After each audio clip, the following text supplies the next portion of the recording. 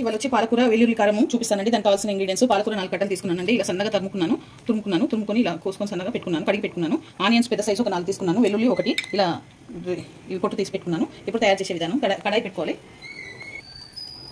ఒక పావు నూనె పోసుకోవాలి. ఈ ఎల్లిపాయలు వేసేసుకోవాలి. వెల్లుల్లి కూడా వేసేసుకోవాలి. వేసేసుకొని బాగా వేయించుకోవాలి. కొంచెం వేసుకోవాలి. వేసుకొని బాగా కలుపుకోవాలి. దించేసుకోవాలి. అంటే ఇలా ఏగితే చాలు. ఇప్పుడు బంద్ చేసుకుంటున్నాను గ్యాస్. ఇది చల్లగా కావాలి.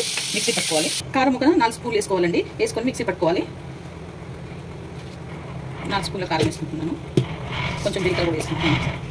1 స్పూన్ మిక్సీ బస్సుగా పట్టుకోవాలండి. మిక్సీ వెల్లుల్లి కారం పావుల నూనె పోసుకోవాలి. ఎందుకంటే దీనికి ఆయిల్ ఎక్కువ పడుతుంది.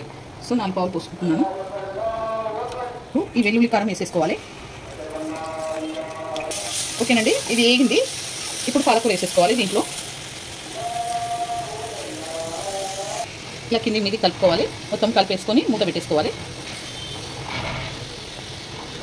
చిన్న మంట పెట్టుకోవాలండి, పెద్దగా పెట్టుకోకూడదు.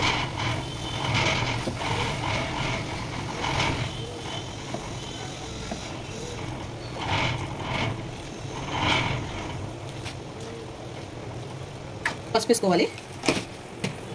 సాల్ట్ ఇందాక 1 స్పూన్ వేసుకున్నాను కదా, ఇప్పుడు సగం స్పూన్ వేసుకుంటాను. ఎందుకంటే సాల్ట్ పాలకూరలో ఉంటుంది కాబట్టి ఆల్రెడీ కొంచెం వేసుకుంటున్నాను. వేసుకొని కలుపుకోవాలి. సిమ్లోనే పెట్టుకొని ఉడకనివ్వాలి. మూత పెట్టేసుకోవాలి. ఓకేనండి, ఇలా ఆయిల్ పైకి తేలాలి. ఈ పాలకూర ఈ డిష్ రెడీ అయిపోయింది. పాలకూర ఉల్లికారం. ఓకేనండి, ఈ డిష్ రెడీ అయిపోయింది. పాలకూర ఉల్లికారము. ఈ వీడియో కనుక నచ్చితే లైక్ చేయండి, షేర్ చేయండి, కామెంట్ చేయండి, సబ్స్క్రైబ్ చేయండి. రోటీలో కానీ రైస్లో కానీ చాలా బాగుంటుంది. మీరు కూడా ట్రై చేయండి.